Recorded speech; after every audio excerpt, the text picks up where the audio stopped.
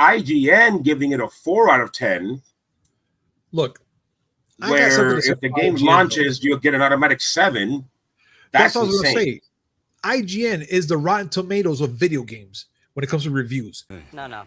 He's got a point. Yo. What's up, everybody? Welcome to a brand new episode of the Miami Geeks Weekly Updates, brought to you by digitalcracknetwork.com. I'm your host, Punisher305. With me, as always, old school gaming specialist, Uncle Willy. What it do? So I'm fine. It's Monday, bleh. But I'm curious about one thing, right, before we go on. BlizzCon was fine. It was just fine. It was fine. They had World of Warcraft news. They announced the next 3 expansions. Very good. Okay. Diablo 4 got some asked for fixes. A new season announced, and a new expansion announced. Very good. All right. Overwatch 2, I'm sure, was mentioned somewhere. Nothing. I mean, the only thing that people wanted to talk about is the fact that you can pre-order the new expansion for WoW, but the highest tier of the expansion, which is $90, gives you 3 days of early access, which has never been done before in the game, and some people are losing their minds over it. I mean, I guess, like, again, I'm not too much into BlizzCon, and I'm pretty sure that a lot of our audience they might be into it. I'm just kind of just not there. I'm not there. At the end of the day, what's going to happen? Willy's going to buy the next expansion for World of Warcraft. Willy is going to get the last 2 trophies he needs in Diablo 4, and that game can go straight to hell where it belongs. If the game gets better, I might get back in, but they can go to hell right now. I can imagine. And this is coming from you, so I know off the bat that this was torture and a handbasket for you. I thought it was torture, just that the grind wasn't fun. No grind is truly fun. Well, grind. But if they made it more entertaining, I wouldn't have been as pissed off. But that's not what we're going to talk about today. Nah, that's not what we're going to talk about today. Today, we're going to be talking about a lot of things that have to do with Call of Duty. And most importantly, it has to do with the campaign mode, which disappointing reviews. And Willy, I'm pretty shocked.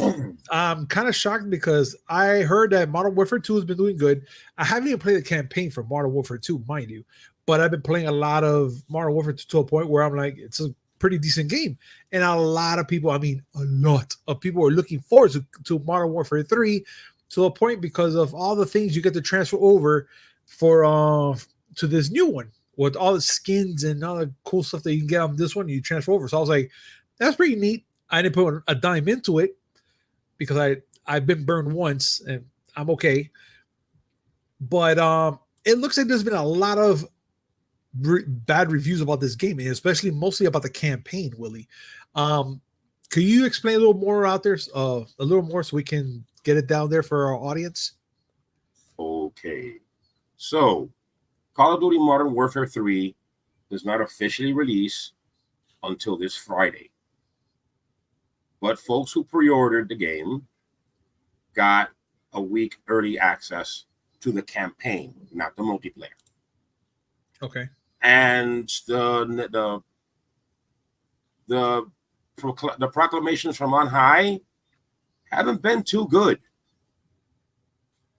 If we just go through some quick reviews, and I know reviews aren't a gauge of how people are going to like a game, but they do, they do talk about the game and can point things out that people might not like. GameSpot gave it a 5 out of 10. Yeah, so it's kind of like, it's there. And I'll quote them. Although its narrative setup is enjoyable, Modern Warfare 3 can't get out of its own way, with nearly half of the missions being the underwhelming open combat style. Evidently, it's a new thing for Modern Warfare. I don't know about that. Maybe you know more about it than I do. But they're talking about pacing. When it comes to pacing, they usually are pretty quick paced with a lot of the stories. And what the campaign is, technically, you have to act fast sometimes.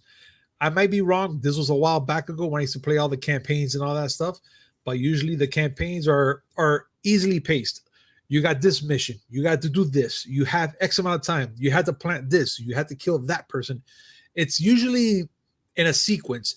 And if you go back every once in a while in the campaign, you might find a secret or two that can unlock an Easter egg or something within the game, or a new trophy, if we should say. But for this game, I'm pretty shocked. The only Call of Duty I ever played as far as campaign is Ghosts and the original Black Ops. Good. Yeah. And I found I'm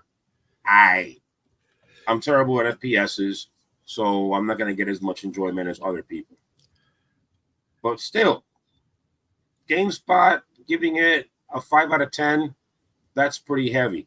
IGN giving it a 4 out of 10. Look, where if the game launches, you'll get an automatic 7. That's what I was going to say. IGN is the Rotten Tomatoes of video games when it comes to reviews. And for movies as well. I'm surprised they didn't just go, oh, yeah, it's a 7 or a 6. I'm surprised. Usually when they give a bad review for something, it's actually not too bad. And that's just my opinion. I'm not sure if anybody's ever gone with the scores of IGN before, but IGN is the Rotten Tomatoes in video game and movies. Because I don't know. I just don't. I don't really go with them. I'm going to quote their review. 4 out of 10. Modern Warfare 3's campaign commits the biggest sin possible for a globe-trotting action thriller. It's boring. What had the promise to be an intriguingly spun web of mystery instead ends up being a dusty cobweb you'd find at the back of your shed, clinging on to 15-year-old garden toys you once had fun with. That's pretty gross. It is. Games Radar doesn't have a score yet, but they're talking about more of the same. The usual set pieces that you get during the game, and that things just seem boring. So technically, it's underwhelming. If we're gonna go to a technical standpoint, VGC, no score yet. Kotaku doesn't give a score. Okay, Game Creator give it 4 out of 10, and that's it. The general consensus is the campaign seems half-baked. I mean, all right. I'm gonna probably talk to our general audience out there who maybe got this game or was very intensely heavy and wanted to play it. Guys, have you played the campaign yet, or you just went there straight to play the multiplayer? If you did the campaign, which I'm pretty sure you did, why don't you comment down below? Let us know what's your opinion on the game itself. There's a lot of people, which I'm pretty sure they're going to give us their honest opinion, may even say that it's an underwhelming campaign. And before the game comes out on Friday, I really doubt there's going to be any changes. So now the real question will be, is it worth buying it right now? Because if it's going to be that bad, then I'm guessing everybody's just going to buy just to be on the the multiplayer campaigns and stuff like that. And that's it. And forget the rest. As a person who doesn't play Call of Duty games, I can't chime in. I know that the few times that I've played it or I've seen people play it, the set pieces are crazy. I will never forget watching my son playing No Russians in Modern Warfare 2. I love that. That's that part. I love it. I'll always remember the opening mission in Black Ops when you're supposed to be gunning down Fidel Castro. Oh, beautiful. I love that one too. And I remember playing zombies with my daughter in World at War. I have my memories, but I never invested enough into the series to be able to have an opinion. I'd like to know what other people's opinions are. People who hardcore play the game. Surge would be a good person to ask. Yeah, he will be. He will be actually an excellent person to ask, being that he's like dead into the game. Like he will be letting us know that the game sucks or something.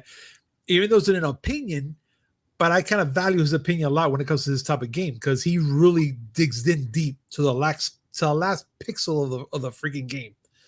But now, Willy, that's where I go and say that who's giving the opinion matters.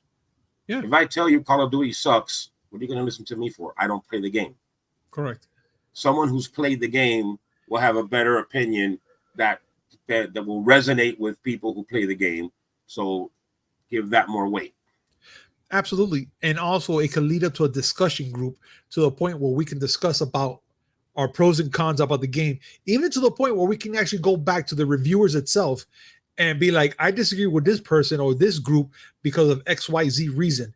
And I will love to hear that. I mean, we had a discussion going on from last Monday's episode about the controllers itself, about cheating. And I thought it was actually pretty amazing. Xbox. Oh yeah, it was pretty amazing. Yes. No, I learned a lot from that. I learned more about those devices. So good on them. Thank you for letting me know those things. Absolutely. Now, Willie, being that the campaign it's in, in that state, I also see that there's going on this whole thing with the new ways to unlock achievements and challenges within Modern Warfare. Is that part of the campaign as well? I don't think this is part of the campaign. This is a multiplayer where you gain rank and you gain certain weapon options and attachments and whatnot. They're mixing it up because they're doing daily, weekly, and career challenges. And each one has their own rewards. So a daily challenge, they'll tell you, okay, today you gotta kill X amount of people, or you gotta do whatever thing in multiplayer that you do that doesn't involve teabagging. Got it. Weekly challenges, same thing, except it's for a 7-day period. And career challenges would be more like the rank gaining that I remember from the earlier Call of Duty days, where you just gaining rank. Got it. But you don't unlock them just by doing the challenges. You then have to go into the armory to unlock them. A central place where you go in there, all the perks that you unlocked, and it shows you all your stats. Is it going to be cool? I'll tell you what. Are you going to buy the game at launch? No, I'm not. My nephew wants it. I'm not sure if I'm going to give him get it to him yet, because he's still working on Modern Warfare 2. But maybe it's something that's interesting. Whatever. Like, it's good to have goals just to work towards. Okay. And speaking about goals, and I do mean some of these goals, there's this article here that I was just reading and you showed it to me, which is the Modern Warfare 3 will instantly kill you for going off the script in the mission. So this is going back to campaign then. So yes, like I pretty much told you, there's a lot of things you had to do within the mission. If it's to plant a bomb here, kill a person there, and it's usually kind of timed. I don't want to say it's really strict about it, but I will have to say that they have moments. But now I'm kind of confuffled here about the fact that if you go off the whole thing, they're gonna shoot you and kill you. Like, holy crap! So then you literally have to play by the book. Mm-hmm. That's just incredible. Play by the book. This is one of those games where they give you a mission and you have specific parameters. Mm-hmm. This mission is called Deep Cover, and you're supposed to go and sling through the space without being detected. The moment you're detected, they will not give you a chance to fight. You just lose, and that's it. Kind of reminds me of what's his game? Not Mafia, Hitman. That once you're like found, that's it. You're gonna have to start the mission over again. Oh my God! Look how quick you saw right there. Yeah, incredible. They didn't tell you. You don't even. Could someone have come by from the side? I don't know. But the whole point of that mission is to prevent you from going in and just going balls to the wall. The premise being you're just one person. You can't take out an entire army. except that the previous mission called Payload has you taking out an entire army. That's a pacing issue. Those are the pacing issues that people talk about. Like, how are you going to have me commando somebody in one level and then have to Metal Gear Solid the very next level? It's incredibly weird. You, like I tell you, I'm not good in stealth. I'm going to go in there, bust some heads open, and get the job done. Now, this game right here, it's going to leave me there like wondering like 10 out of 20 times, okay, I got to be careful. Don't shoot this guy. Be careful. Don't do this. Don't set off that alarm, Gabe. It's just gonna put me in a bad position. I'm just telling you right now. It's gonna put me in a really bad position. But I am as stealthy as a three-legged elephant with hiccups. That says a lot, Willie. That says plenty. Yeah. But okay, so we have that going on with the campaign, right? But then we also have this whole thing with there's details of the Modern Warfare 2 camos, and it's pretty much its beauty and stuff that I guess that they're gonna be putting into Modern Warfare 3. Is that, if I'm reading that correct, Willie? Like they're so they're ecstatic of how it's gonna look on the new Modern Warfare. And okay, if I'm gonna be technical about it, it looks pretty nice. I seen some of these guns. I'm like, wow, the nice shine, the little details, really pretty stuff. But is it the way that, like, I don't know. Go ahead. No. I'm just saying, like, I don't know. Like, I like the fact that they have these cool guns and stuff like that. Like, I would not mind playing it on multiplayer and whatnot. But if you're playing a game that you have to be like constantly doing stealth mode and stuff like that, ain't the diamonds and the golds and freaking this like South Pole looking freaking gun here is going to do kind of the opposite, that people are going to spot you like immediately? First, the details. Like, go ahead. Activision did say that some things from Modern Warfare 2 were going to carry over to Modern Warfare 3. So any camo skins that you earned in Modern Warfare 2 will be available in 3, but you'll also be able to earn new camos. And there's different kind of camos. You have your base camos, which they're just you play the game and you rank up and you get perks that allow you to unlock the camos. But they also have completionist camos. Those are the super duper ones where you gotta do all the challenges that you need to unlock a camo. Wow. Back to your point about you're going out into battle. Do you really need to have a weapon that's blinged out? No. The answer is no. You're suspending disbelief for these things.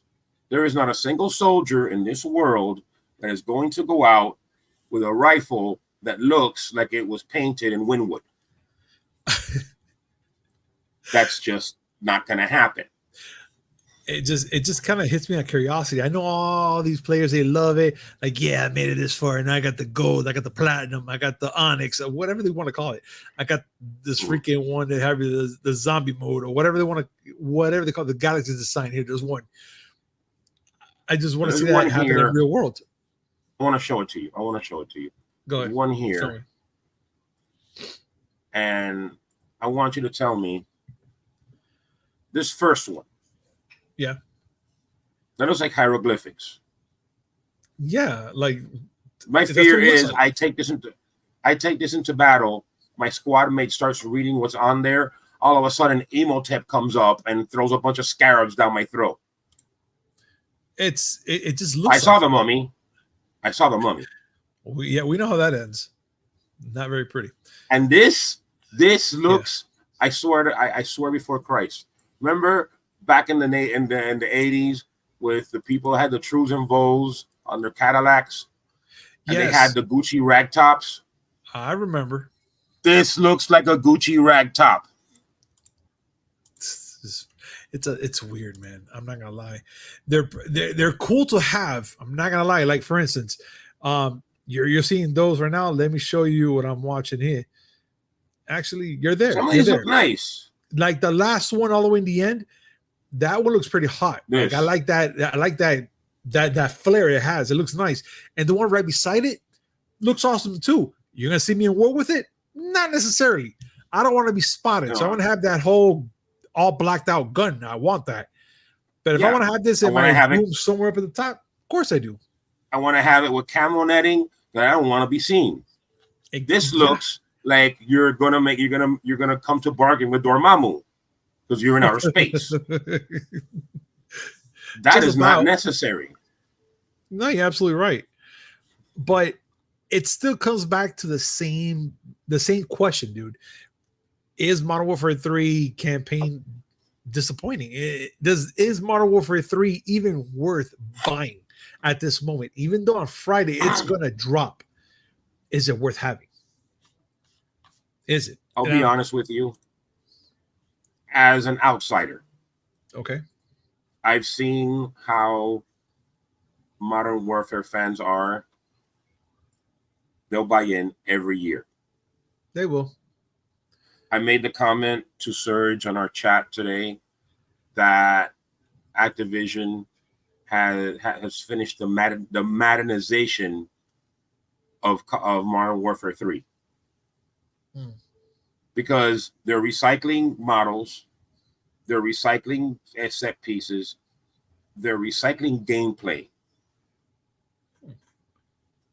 All to just make a brand new game that has a different name so that people can pay full price all over again. You're not wrong. Madden is worse. That's why I kind of dropped out of Call of Duty. I came back for Modern Warfare 2 for Spawn and all that, but I understand why. Like I dropped out. But again, that's just my theory, my thoughts. I'm kind of interested. Me and Willie are interested in what are your thoughts about this? Is it worth it? If you played the campaign already on those who pre-ordered the game, we will love to hear your thoughts. Please comment down below, listen to your thoughts. Let's have a conversation about this. But folks, we are done. And I have to say, thank you very much for joining us today on this amazing show. And as always, like, comment, subscribe, hit that notification button just so we come up with some amazing news, which is 3 times a week. Mondays, Wednesday, and Friday, and a little something in between. Willie, any last words? I actually have nothing. I had a great idea involving Titanfall with Gundams, but that has nothing to do with Call of Duty. Yeah, it's fine. But you know what? That's fine. But imagine they were to make another Titanfall. And instead of regular mechs, you got into Gundams.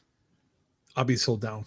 I'll be so down. Like, you could literally be playing the game and all of a sudden saying, "Oh, hey, Big Zam." Stop. Well, I got to watch the episode not tonight because of you now. And I'm okay with that. I'm okay with that, Willie. But folks, thank you so much for watching us today, and we'll see you on Wednesday. Peace. Bye.